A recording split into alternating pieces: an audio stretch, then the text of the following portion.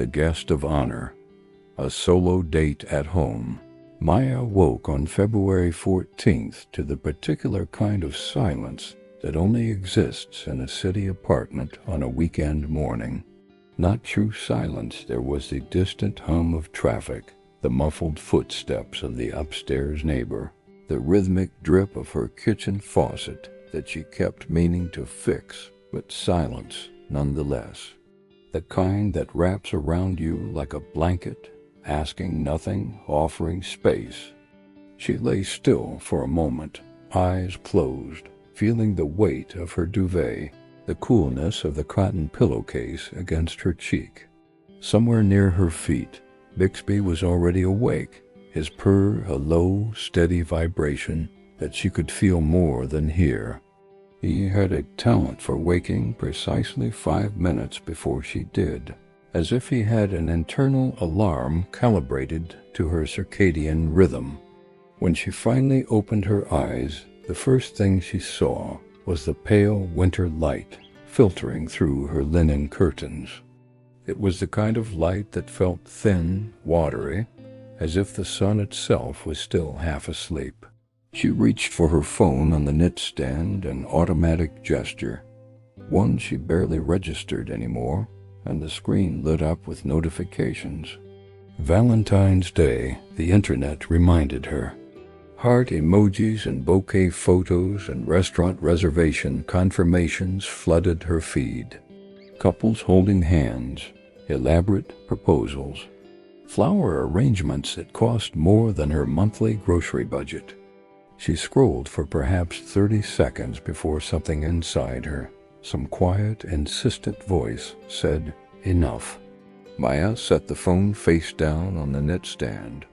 The small act felt significant, like closing a door on a room that had grown too noisy. She sat up, and Bixby immediately took this as an invitation. He was a ragdoll cat, all cream-colored fluff and impossible blue eyes, with the personality of a dignified gentleman who occasionally forgot his own dignity. He stretched front paws extended, back arched, rear end high in the air, and then padded up the bed toward her, his paws silent on the duvet. When he reached her lap, he paused, considering his options, before settling himself directly on top of her thighs with the full weight of his considerable fluffiness. "Good morning, Bixby," she said, running her hand along his back. His fur was unbelievably soft, like touching a cloud that purred. He responded with a chirping sound, not quite a meow, more like a trill, and bumped his head against her hand, demanding more attention. She obliged, scratching behind his ears, feeling the warmth of him, the simple, uncomplicated affection that animals offer so freely. As she sat there, the light growing incrementally brighter, Maya found herself thinking about past February 14ths. There had been a few spent with partners' dinner reservations, obligatory roses, the performance of romance that sometimes felt more exhausting than joyful. There had been more spent alone, scrolling through those same feeds, feeling the particular ache of wondering if something was wrong with her for not having someone to share the day with. And there had been the years she'd simply ignored it entirely, treated it like any other day, pushed down any feeling that tried to surface. This year felt different. She couldn't quite name what had shifted, but there was no longing in her chest, no bitterness, no resignation. Just a quiet curiosity, a question forming in the space where those old feelings used to live. What if she treated herself the way she'd want to be treated by someone who loved her? What if she became her own guest of honor? The thought arrived fully formed, as if it had been waiting patiently for her to notice it. Maya smiled. Bixby, sensing some shift in her energy, looked up at her with those absurd blue eyes, and she could have sworn he looked curious too. "What do you think, Bix?" she asked. "Should we have a date night? Just you and me?" He slow blinked at her, the feline equivalent of a kiss, and she took it as agreement. After extricating herself from Bixby's warm weight, a process that required negotiation and several assurances that she would return, Maya made her way to the kitchen. The hardwood floors were cool under her bare feet, a pleasant shock that helped her feel more awake. She filled the kettle, set it on the stove, and while waiting for the water to boil, she retrieved her journal from the shelf where it lived between a cookbook and a collection of poetry she'd deep and meaning to reread. The journal was simple, bound in dark blue linen with pages that had that particular pleasant texture that made writing by hand feel significant. She'd started it 6 months ago at the suggestion of her therapist, Dr. Chun, who had gentle, knowing eyes and a way of asking questions that made Maya feel like she was discovering her own answers rather than being given them. Maya settled at her small kitchen table with her journal and a pen. The kettle began to whistle, a rising, insistent sound, and she poured the boiling water over coffee grounds in her French press, breathing in the rich, earthy aroma that never failed to make her feel like the day was beginning properly. While the coffee steeped, she opened her journal to a fresh page and wrote at the top, "Guest list." She paused, pen hovering over the paper, and then wrote a single name, Maya. Below it, after a moment's consideration, she added, Bixby, co-host and dignified companion. There, a party of 2. She pressed the plunger on the French press and poured herself a cup of coffee, watching the dark liquid swirl into the mug. She added a splash of cream, watched it bloom and curl, and took the first sip. Perfect. Hot, strong, exactly the way she liked it. With the mug warming her hands, she returned to the journal and began to write a different kind of list. Not things she thought she should like or things that seemed appropriate or sophisticated. Just what actually brought her joy, what made her feel cared for, what she would genuinely choose if no one was watching. The list grew. Garlic. Lots of it. Good bread with a crust that crunches. Butter. Real butter. Not the kind for every day. Candlelight. Silence. The peaceful kind. Not the lonely kind. Pasta. Cavatappi specifically, because the spiral shape is fun. Wine I've been saving for no reason, linen napkins. My favorite playlist at low volume. As she wrote, something loosened in her chest. She realized how often she'd been waiting for what? Permission? A special occasion? Someone else's approval?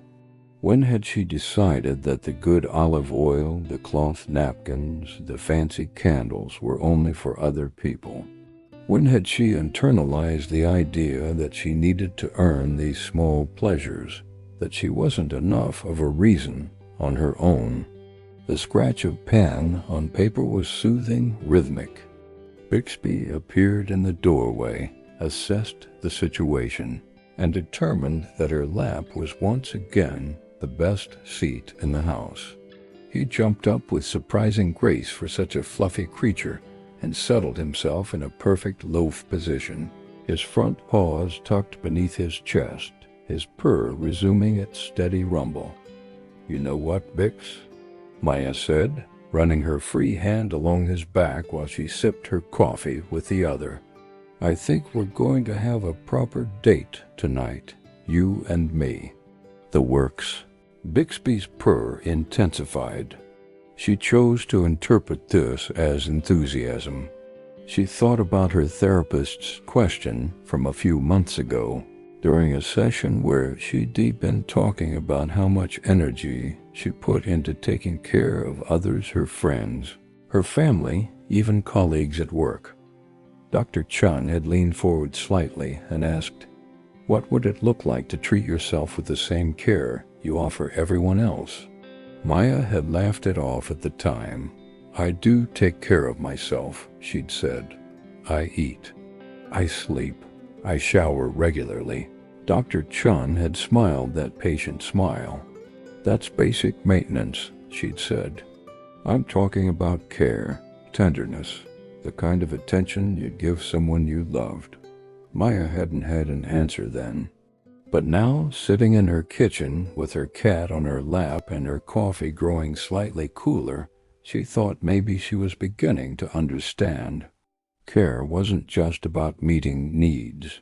It was about meeting them beautifully, intentionally, as if the person receiving that care mattered. And she did matter. She was allowed to matter to herself. Maya looked at Bixby, whose eyes were now half closed in that supremely content way that cats have perfected. "Bixby," she said formally, "I would like to officially invite you to be my Valentine's Day date this evening. There will be pasta, candlelight, and probably some inappropriate amounts of butter. Will you do me the honor?" Bixby opened his eyes fully, regarding her with what she could only describe as regal consideration. Then he slow blinked again, twice, and she laughed. "I'll take that as a yes." There was something absurdly freeing about this. No pressure to be charming or interesting. No anxiety about whether she'd ordered the right thing or said the wrong thing. No wondering if she looked okay or if her conversation was engaging enough. Just her ridiculous fluffy cat, and an evening designed entirely around what brought her peace. She finished her coffee, feeling the warmth of it settle in her chest alongside something else, anticipation, maybe. Or perhaps just the simple pleasure of having something to look forward to, something she'd chosen for herself. Bixby extracted himself from her lap with all the ceremony of a diplomat excusing himself from a meeting, and she stood, stretching, feeling her spine pop gently. The apartment seemed brighter now, or maybe she was just seeing it differently. The winter light was streaming through the windows, catching on the dust motes that drifted in the air like tiny, lazy snowflakes. She had the whole day ahead of her. Time to get ready for her date. By early afternoon, Maya had done the necessary but unglamorous work of preparing for an evening at home. Laundry folded, bathroom cleaned, floors swept. There was something meditative about these tasks when you weren't rushing through them, when you could actually pay attention to the smell of clean laundry, the satisfaction of visible order emerging from chaos. Now came the part she'd been looking forward to, setting the table. She went to the linen closet, a generous term for what was really just a narrow cabinet in the hallway, and pulled out the tablecloth. It was beautiful, a soft dove gray with a subtle herringbone pattern, heavyweight and elegant. She'd received it as a gift 2 years ago from her aunt, who had impeccable taste and a tendency to give presents that felt too nice to actually use. Maya had stored it carefully, telling herself she'd use it for a dinner party, for a special occasion, for when it mattered. She carried it to her small dining table, which sat near the window overlooking the street. The table was just large enough for two, which had always felt a bit sad before a reminder that she was cooking for one, eating alone. Today it felt perfect. Maya shook out the tablecloth, and it billowed and settled with a soft swish of fabric, the sound of something being unfurled. She smoothed it across the table, feeling the crisp texture of the linen under her palms, the slight coolness of it. The gray color transformed the table, made it look like something from a magazine, something intentional and cared for. From the cupboard where she kept things she rarely used, she retrieved the good silverware, not fancy exactly, but nicer than her everyday set. Each piece had a pleasant weight to it, substantial in the hand. She set 2 places, one for herself and one for Bixby. For him, she placed a small ceramic saucer, cream-colored with a delicate blue rim. He would absolutely expect to participate in the meal, and she was not about to disappoint her date. The silverware made a gentle clink as she arranged its fork on the left, knife and spoon on the right, the way her grandmother had taught her years ago. She retrieved 2 wine glasses from the same cupboard, the ones with delicate stems that always made her nervous about breaking them. She set one at her place, ran her finger along the rim, feeling the thinness of the glass, the way it caught the light. Next came the candle. She had a box of taper candles, white, unscented, that she'd bought on impulse months ago and never used. She chose one now and fitted it into a brass candle holder she'd found at an estate sale. The brass was slightly tarnished, which only made it more beautiful, the patina of age and use giving it character. She placed the candle holder in the center of the table and stepped back to assess her work. It looked special. It looked like someone lived here who cared about beauty, who thought they were worth the effort of creating something lovely. It looked like the kind of table where meaningful conversations happened, where connection occurred, where someone might sit and feel genuinely welcomed. Maya felt a small rebellion blooming in her chest. Every time she told herself to save the good things for someone special, she'd been operating under a fundamental lie that she wasn't special enough on her own, that her own company, her own experience, her own daily life wasn't worthy of beauty and care. But she was. This moment was special because she was choosing to make it so. She was adjusting the placement of the wine glass a tiny fraction to the left when she heard the soft thump of Bixby jumping onto one of the chairs. She turned to find him sitting with perfect posture on what she designated as his seat, his tail wrapped around his paws, surveying the table with the grave expression of a restaurant inspector. "What do you think?" she asked him. "Does it meet your standards?" Bixby reached out one white paw and gave the edge of the tablecloth an experimental tug. "Bixby, no," she said, trying not to laugh. "That's not part of the decor." He looked at her, looked back at the tablecloth, and seemed to be weighing whether her approval was worth more than the obvious entertainment value of pulling at the fabric. After a moment of consideration, he withdrew his paw and instead began grooming his shoulder with exaggerated nonchalance, as if he'd never been interested in the tablecloth at all. Maya smiled. "Good choice. I'd hate to have to uninvite you." She left him to his grooming and his dignified supervision of the table and went to assess her pantry and refrigerator. Not to shop, she already had everything she needed, but to look at her ingredients with fresh eyes, as if she were selecting them specifically for an honored guest, which she supposed she was. Maya opened the refrigerator and took a mental inventory. There, in the crisper drawer, were the makings of a simple but delicious meal. She pulled out ingredients one by one, setting them on the counter with the deliberate care of someone handling precious things. First, the pasta. She kept several shapes in her pantry, but today she wanted cavatappi, those cheerful spiral tubes that caught sauce so beautifully. There was something joyful about their shape, something that refused to take itself too seriously. Next, the sauce. In her freezer, she found a container of marinara she'd made last August when tomatoes were at their peak, and she'd spent a Sunday afternoon cooking them down with basil and garlic and a splash of good balsamic. She'd frozen several containers, telling herself she was saving them for winter. Well, it was winter now, and she was tired of saving things for later. She set the frozen sauce on the counter to begin thawing and turned to the fresh ingredients.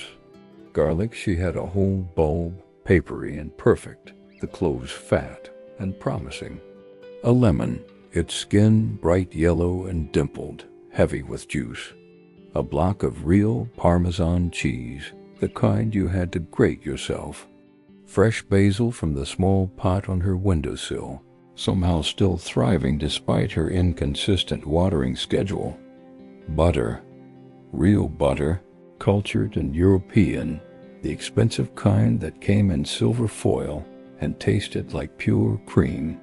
She'd bought it weeks ago for a recipe and then felt too guilty to actually use it for everyday cooking. Tonight, she would use it without guilt. Tonight, she would use it because she wanted to.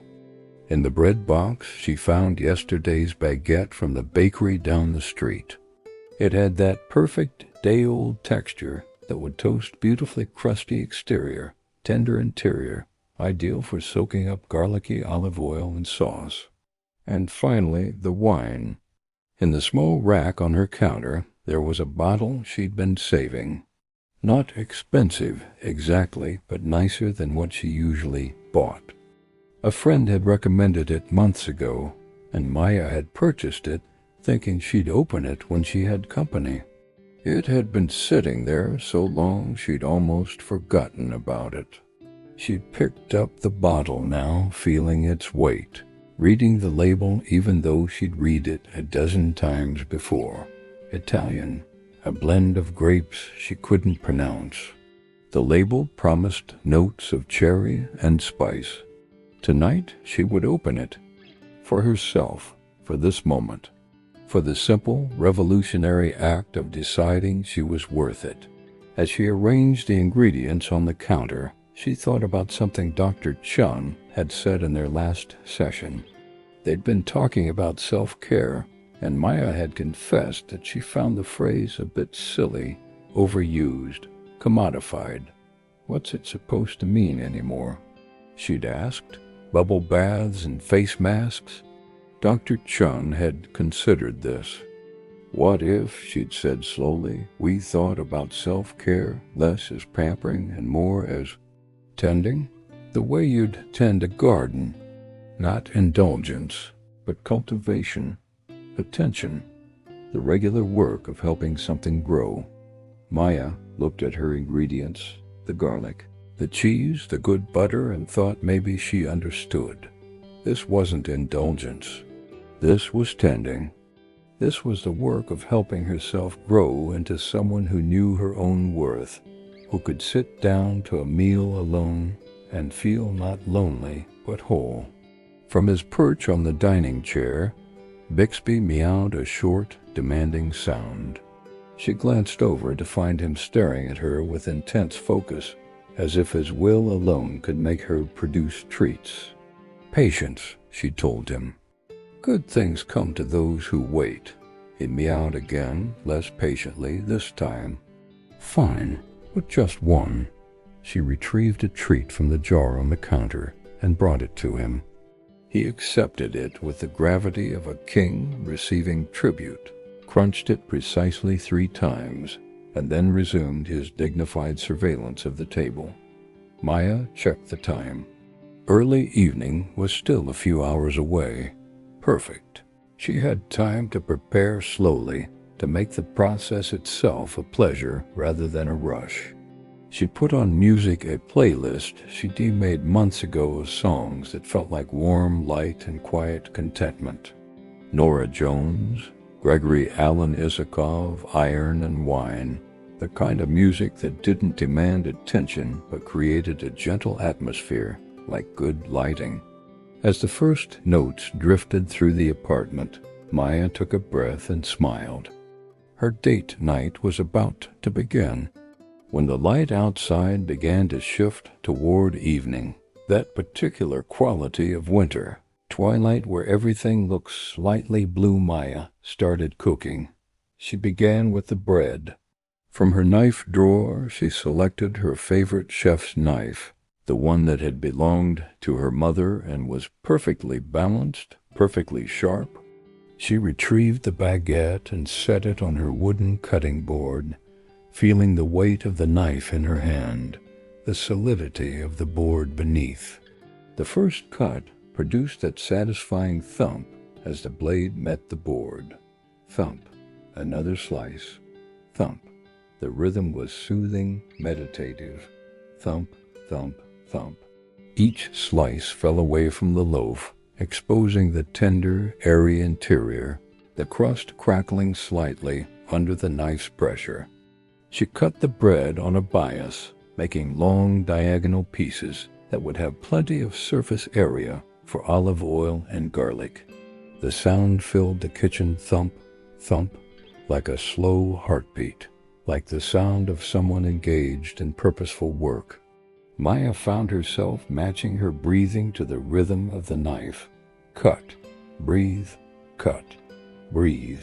There was a meditation in this, in the simplicity of turning a whole into parts, and the satisfaction of a sharp knife and a task well done. When she'd sliced the entire baguette, she arranged the pieces on a baking sheet.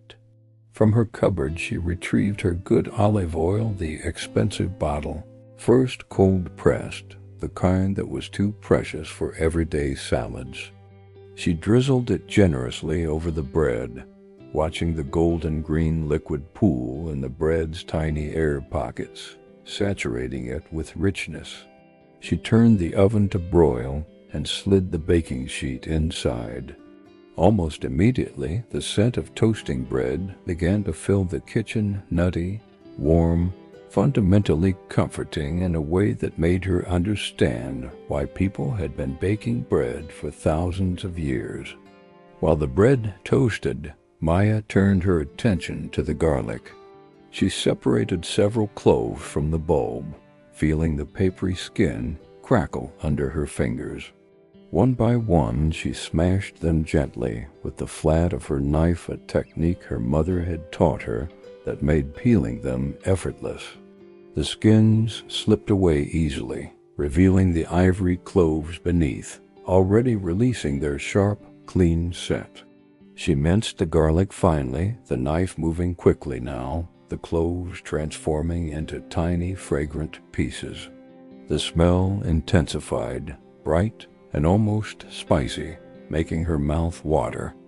In her favorite pan, a heavy stainless steel skillet with a copper bottom that heated evenly, she poured a generous pool of olive oil and set it over medium heat.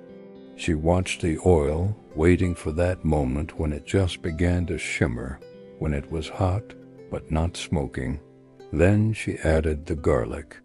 The sizzle was immediate and glorious. The kitchen filled with that unmistakable scent of garlic hitting hot oil, a smell that was somehow both sharp and sweet, that promised delicious things to come. Maya stirred the garlic gently with a wooden spoon, watching it turn from ivory to pale gold, being careful not to let it brown too much. Burned garlic was bitter. Properly cooked garlic was sweet and mellow, and made everything better. The sizzle, the scent, the visual transformation, it was alchemy. Simple ingredients becoming something more than the sum of their parts. She pulled the pan off the heat before the garlic could go too far and retrieved the toasted bread from the oven.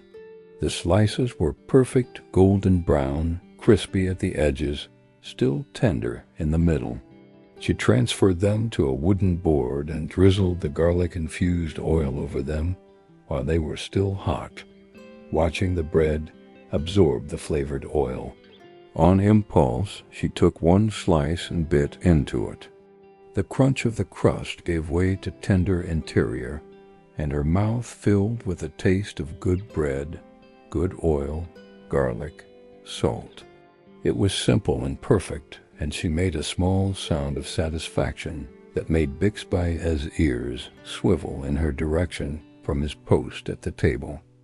"Don't worry, she called to him. "Yours is coming." She filled her largest pot with water, added a generous handful of salt the water should taste like the sea, her Italian grandmother had always said, and set it over high heat.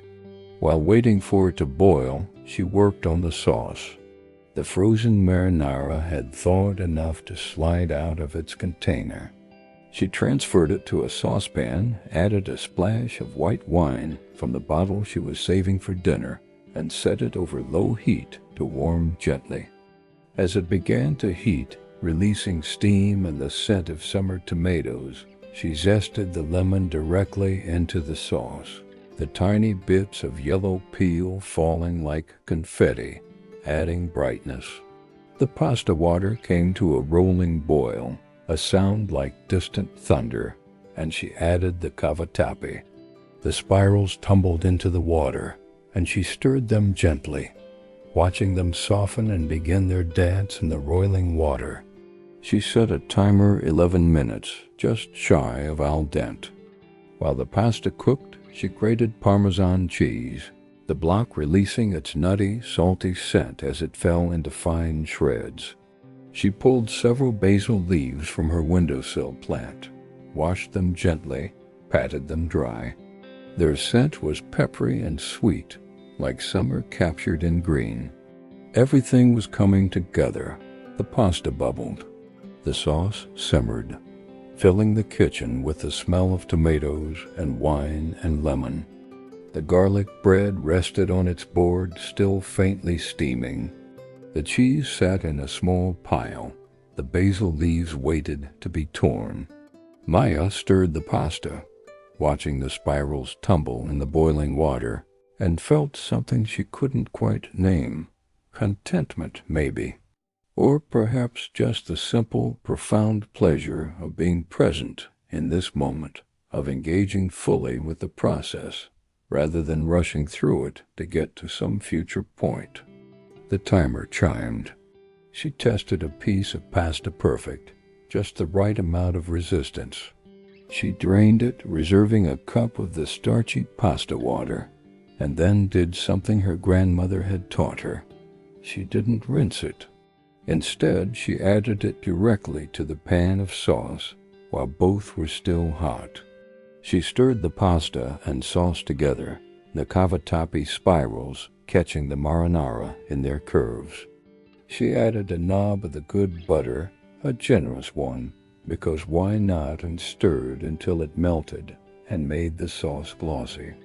A splash of pasta water to loosen it. A handful of Parmesan, stirred in until it melted. The torn basil leaves scattered over the top, already wilting slightly from the heat and releasing more of their perfume. It looked beautiful. It smelled incredible, and she had made it for herself with the same care and attention she would have given if she were cooking for someone she loved, because she was cooking for someone she loved, herself. Before she served the pasta, there was one more thing to do.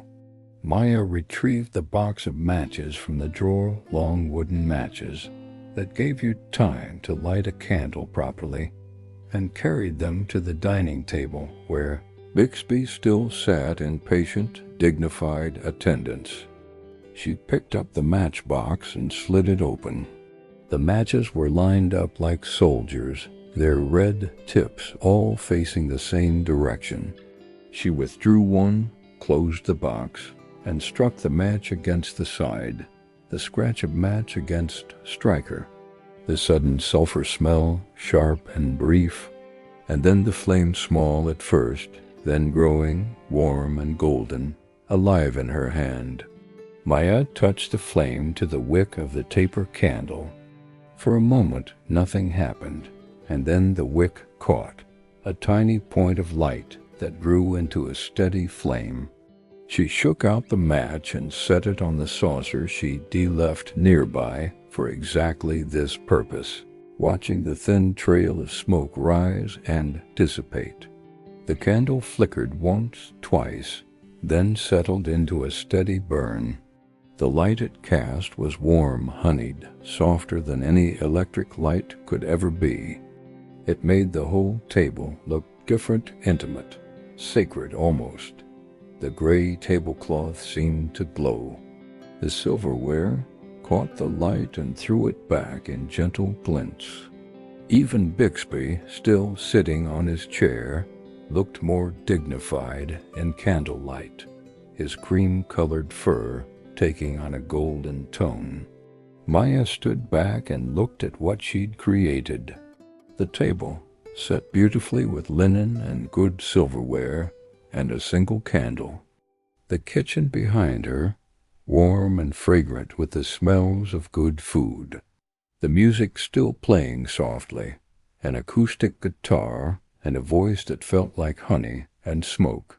She thought about all the times she told herself, "I'll light candles when I have company," as if her own presence wasn't enough, as if she needed to earn beauty and warmth and light, as if ordinary Tuesday evenings alone weren't worthy of transformation.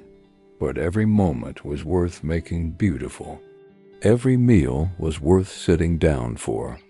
Every evening was an opportunity to choose herself, to treat herself as precious, to light the good candles and use the nice plates and make her life lovely, not because she had to, but because she could. The candlelight flickered, casting soft shadows that moved gently across the walls. Maya felt something shift in her chest, a loosening, an opening, a quiet, profound permission to be worth her own effort. Bixby, mesmerized by the flame, sat perfectly still, his blue eyes reflecting the candlelight like tiny moons. He reached out one paw slowly, carefully, as if considering whether he could catch the light itself. "Don't even think about it," Maya told him, but she was smiling.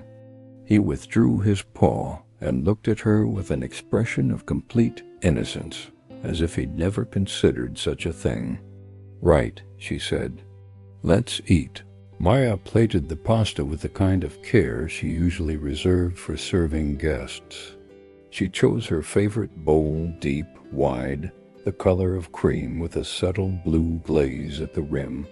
She twirled a generous portion of cavatappi into the center, making sure each spiral was well coated with sauce.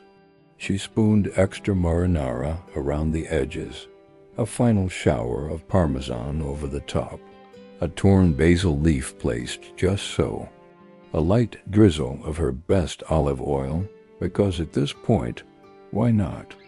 The pasta was beautiful, glossy with sauce, the spirals catching the light, the bright red of the tomatoes contrasting with the green basil and the white cheese. It looked like something from a restaurant, from a magazine, from the kind of life where every meal mattered. She set her bowl on the table at her place. Then she plated a smaller portion for Bixby, just plain pasta, no sauce, room temperature, and set it on his ceramic saucer. He leaned forward immediately, sniffing with great intensity, his whiskers twitching. The wine was next. Maya opened the bottle, a satisfying pop of the cork, and poured herself a glass. The wine was a deep ruby color, almost purple in the candlelight. She held the glass up, swirled it gently the way she'd seen people do, not because she really knew what she was looking for, but because it felt right, ceremonial. She set the wine glass down and pulled out her chair, not Bixby's chair, the other one, and sat down. For a moment, she just looked at the table. The linen cloth, the candle flame dancing gently, the pasta steaming in its bowl, the wine catching and reflecting the light, the bread on its board. Bixby, already delicately sampling his portion of plain pasta, eating with the dainty precision of someone who knew they were being watched. And she felt it, fullness, not from food she hadn't taken a single bite yet, but from presence, from showing up for herself, from the radical, simple act of treating herself as worthy of this care, this attention, this beauty. She picked up her wine glass and took a sip. The wine was cool, slightly fruity, with a hint of spice that lingered. It was good, really good, worth saving, and worth drinking tonight alone at her table, because she was worth it, too. "Happy Valentine's Day," she said aloud, to no one and to herself, to the universe, to the quiet apartment and the candlelight and the cat, who was now looking at her expectantly, having apparently decided that his portion of pasta was insufficient. She picked up her fork, twirled it through the cavatappi, and took her first bite. The flavors hit her all at once. The sweetness of the tomatoes, the richness of the butter, the sharpness of the parmesan, the brightness of the lemon zest, the peppery bite of the basil. The pasta was perfectly cooked, tender, but with just enough resistance. It was warm and comforting and delicious, and she closed her eyes for a moment, just tasting, just being present with it. When had she last really tasted her food? When had she last eaten without scrolling through her phone, without reading something, without multitasking? She couldn't remember. Most meals were consumed on autopilot, fuel for getting through the day, barely registered. This was different. This was eating as an experience, as a pleasure, as an act of presence. She took another bite, this time with a piece of the garlic bread. The crunch of the crust, the soft interior now soaked with garlicky oil, the way it complemented the pasta, it was perfect. Simple and perfect. Maya ate slowly, savoring each bite, occasionally sipping her wine. She watched the candle flame, the way it moved but never went out, constant and warm. She listened to the music, really listened, hearing the lyrics for the first time even though she'd heard the songs a dozen times before. She felt the weight of her fork, the smoothness of the wine glass stem, the slight warmth of the candle, even from where she sat. Bixby, having finished his pasta and determined that no more would be forthcoming, cleaned his whiskers with great thoroughness and then settled into a loaf position on his chair, purring loudly, utterly content. "Good date so far?" Maya asked him. He slow blinked at her, which she took as high praise. She realized, as she twirled another forkful of pasta, that she'd been thinking about this all wrong for years. She'd thought being alone meant being lonely. She'd thought that meals by herself were something to get through as quickly as possible. She'd thought that care and beauty and attention were things you saved for other people, for special occasions, for when you had someone to share them with. But solitude wasn't the same as loneliness, and caring for yourself wasn't selfish, it was necessary. It was the foundation everything else was built on. How could she show up fully for anyone else if she couldn't show up for herself? How could she recognize love if she didn't know what it felt like to be on the receiving end of her own care? She thought about her friend Sarah, who'd gone through a difficult breakup last year and had said between tears, "I don't know how to be alone." Maya had hugged her and said all the right comforting things, but secretly she'd felt the same way. Being alone had always felt like waiting for the next relationship, the next connection, the next person who would make her feel whole. But sitting here now at her carefully set table, with her homemade pasta and her good wine and her ridiculous cat for company, Maya didn't feel like she was waiting. She felt present. She felt whole. Not because everything in her life was perfect, it wasn't, but because for this moment she had chosen herself, and that was enough, more than enough. It was everything. She finished her pasta, soaking up the last of the sauce with the last piece of garlic bread, and leaned back in her chair with a satisfied sigh. Her wine glass was still half full. The candle had burned down perhaps an inch, the wax beginning to drip down one side in a slow, graceful slide. The kitchen was a mess, pots in the sink, cutting board waiting to be cleaned, a dusting of Parmesan on the counter, but she didn't feel the usual anxiety about it. She would clean it, but not yet. First, she would just sit, just be. Outside her window, the city had fully transitioned into evening. Lights were coming on in other apartments. She could see the soft glow of other lives being lived, other dinners being eaten, other quiet moments unfolding. It made her feel connected rather than isolated part of a vast web of people, all making their way through this particular Thursday in February, all finding their own ways to care for themselves, to make their lives beautiful.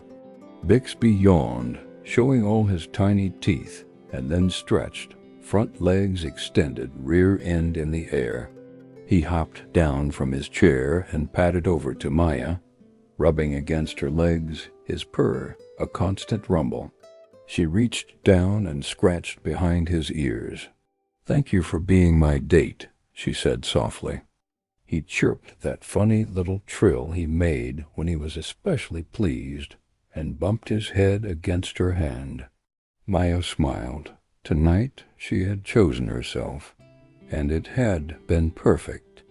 After sitting for a while longer just enjoying the candlelight and the quiet, Maya finally rose to clear the table. But she did it slowly, without rush, treating even this as part of the ritual rather than a chore to get through. She carried her bowl and Bixby's saucer to the kitchen, set them gently in the sink.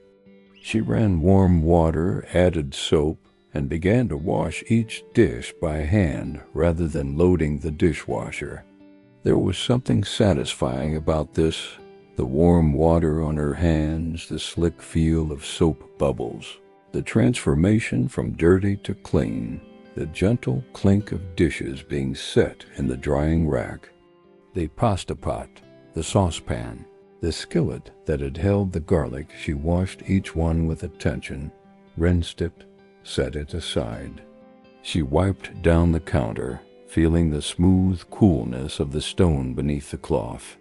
She swept the small pile of grated Parmesan into her hand and rinsed it down the sink. When everything was clean and put away, when the kitchen was restored to order, she returned to the dining table. The candle was still burning, smaller now, but no less beautiful. Maya wet her fingers and pinched the flame out, watching the thin trail of smoke rise and curl, dissipating into the air. The smell of extinguished candle waxy, slightly sharp mingled with the lingering sense of garlic and tomato. She carefully folded the linen tablecloth, feeling its weight, its quality. She would use it again, she decided. Not just for special occasions, maybe next week, maybe just because it was Tuesday and she felt like it. The good silverware went back in its drawer, but not quite as far back as before. Easier to reach now. Available. Maya looked around her apartment.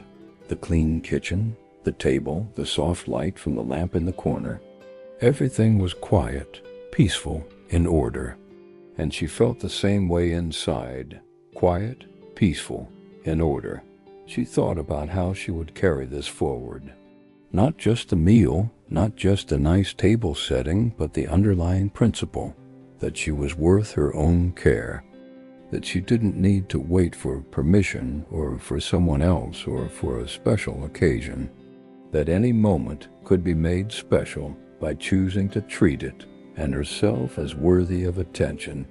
Maybe next week she'd buy fresh flowers for her table, just because.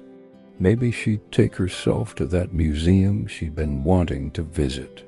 Maybe she'd use the fancy body lotion that she'd been saving, wear the perfume that felt too nice for every day, read in the bathtub by candlelight on a random Wednesday. Maybe she'd stop saving her life for later and start living it now. Bixby had claimed the couch, sprawling in a patch of lamplight, his fluffy tail twitching occasionally in dreams. Maya retrieved a soft blanket from the basket beside the couch, a thick knit throw in cream and gray that her mother had made, and settled into the opposite corner, pulling the blanket over her lap. She'd planned to read the book that sat on her coffee table, the one she'd been meaning to get to for weeks. But she didn't reach for it immediately. She just sat, feeling the softness of the blanket, the gentle give of the couch cushions, the warmth of her apartment. Bixby stirred, apparently sensing her presence, and rose with the languid grace that cats somehow manage even when waking from deep sleep. He padded across the couch and climbed onto her lap, circling twice before settling with his front paws kneading the blanket, his purr resuming its steady rhythm. The weight of him was comforting, warm, real. She stroked his fur, feeling him relax completely into her lap, trusting and content. "You know what, Bix?" she said softly. "I think I learned something tonight." He purred louder, which she took as encouragement to continue. "I learned that I don't need a reason to treat myself well. I don't need permission. I don't need to wait until I've accomplished something, or until someone else decides I'm worth it. I already am worth it, just by existing, just by being me." Bixby's purr was the only response, but it was enough. Maya thought about tomorrow and the day after and all the days stretching out ahead of her. There would be hard ones, certainly. Days when she felt lonely, when the apartment felt too quiet, when she wondered if something was wrong with her for being single, for being alone. But she hoped she could remember this, the feeling of sitting down to a beautifully set table, of the candle's warm light, of tasting food she'd prepared with care, the knowledge that she could create beauty and peace and joy for herself, by herself, that she didn't need anyone else to make her life worthy of attention. She was the most important guest she would ever host, and she could choose to honor that guest every single day. The thought settled in her chest like warmth, like coming home. Outside, the city continued its evening rhythms. Cars passed on the street below. Someone laughed on the sidewalk, the distant sound of a siren fading. The world kept turning, indifferent to her small revelation, her quiet epiphany. But it wasn't small, not really. This knowing that she was enough, that she was worthy, that she could care for herself with tenderness and attention, it was everything. Maya picked up her book, finally, and opened it to the first page. But before she started reading, she whispered one more thing to Bixby, to herself, to the peaceful room. "Thank you for being my date tonight. Let's do this again." Bixby purred his agreement, and Maya smiled. She was the guest of honor in her own life, and from now on she would act like it. The evening deepened into night. Maya read her book, occasionally pausing to stroke Bixby's fur or to simply stare out the window at the lights of the city. The apartment was warm and quiet and felt exactly like home, not because of where it was, but because of how she inhabited it, with presence, with intention, with care. Later, when she finally rose to get ready for bed, she caught sight of herself in the bathroom mirror and paused. She looked the same as always, same face, same eyes, same slightly messy hair. But something in her expression was different.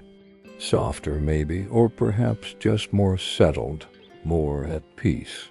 She brushed her teeth, washed her face, changed into her softest pajamas, and before turning off the light, she looked at herself once more and said, quietly but clearly, "You are worth the good silverware.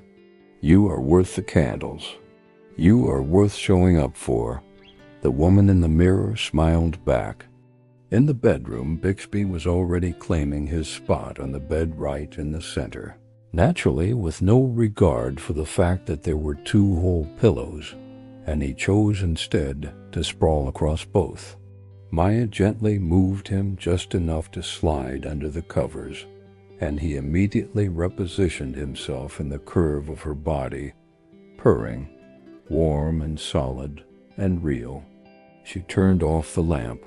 The apartment settled into darkness, into the particular quiet of late evening in a city that never fully sleeps. And as she drifted towards sleep, Maya's last conscious thought was this: tomorrow she would wake up and still be alone. But she wouldn't be lonely, because she had learned the difference. She had learned how to be her own companion, her own friend, her own guest of honor. She had learned how to choose herself, and that, she thought, was the greatest love story of all. If this story brought you a moment of peace, a reminder of your own worth, please consider showing your support with a like and subscribe to Deep Sleep Stories Hub.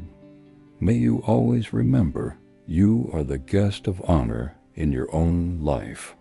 Every moment is an opportunity to treat yourself as precious, to light the good candles, to use the beautiful things, to honor yourself with the same care you'd offer someone you love. You don't need permission. You don't need a special occasion. You don't need anyone else to validate that you deserve beauty and peace and joy. You already deserve it. You always have. Good night, dear listener. May you rest deeply, peacefully, knowing that you are enough exactly as you are. May you wake tomorrow and choose yourself again and again and again. Sweet dreams and sleep well.